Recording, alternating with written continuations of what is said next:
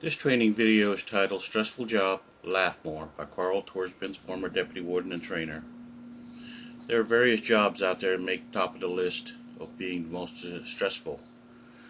It appears that although we attempt to identify the most stressful job, it comes down to personal opinions and perceptions, and there's no scientific way to evaluate the difference of stress between an airline pilot, a police officer, or a bomb disposal expert in the military.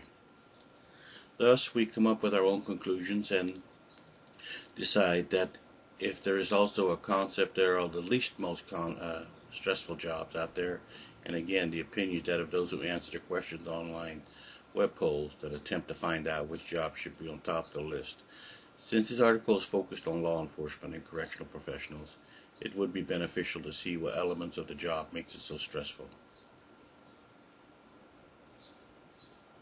First, let me make this clear. This job as a correctional officer is no less or no more stressful than being a fireman, police officer, or any other occupation that works in the public eye and subject to criticism and scrutiny. They all share emergency functions and expectations, just hard to compare since their work environment is different so much. However, for the sake of representing the correctional officer, we shall review their traits and conditions as we know them to be, or as they are established.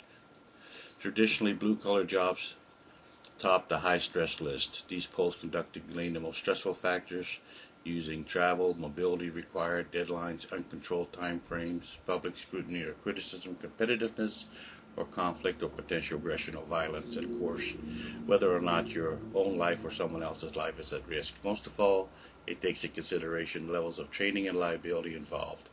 Correctional officers would have to be one of the most thankless and difficult jobs on the planet Earth, always cleaning up the mess by others, for example, the communities and criminal justice system that disposes their unwanted into the arms of correctional officers that need to deal or manage with convicted felons, thus willing to do a job that's both unpopular but necessary, and regardless, this job is dangerous.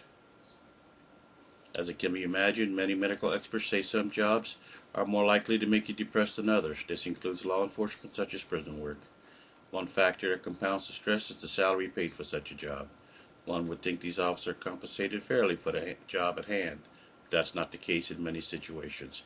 Whether private or public, the salaries do not commensurate with the type of work that they do and the amount of stress that they handle.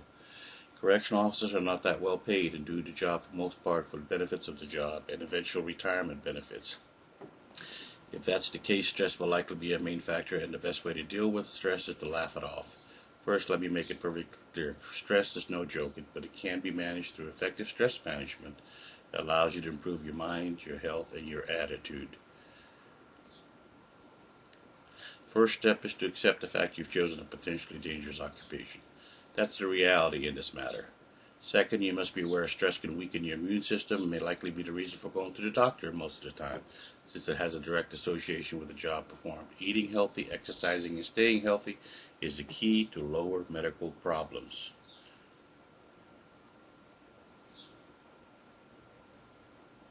Getting back to the reality check and look at the truth of where you are at all times. Get some perspective on the conditions imposed or surrounded inside these tough beats you walk every day of your work week and your shift. Avoid getting frustrated easily and deal with these environmental annoyances at a minimized level rather than blowing it out of proportion by exaggeration or exploitation of the problem. Very important. Deal with them accordingly. Control your attitude. Realize the difference between this annoyance and a life-threatening situation. To deal with it effectively and keep it in perspective. Inject some form of humor into the situation. Laugh it off to the point of a witty expression is real but positive in nature, identifying the best case scenario out of a bad situation.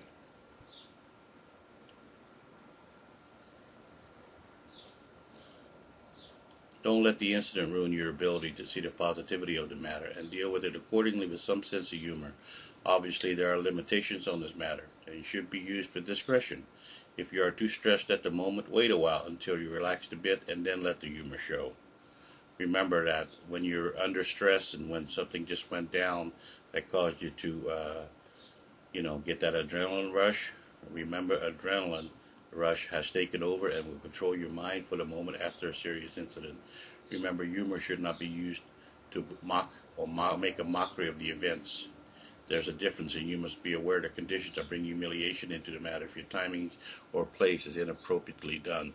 Very important, time and place.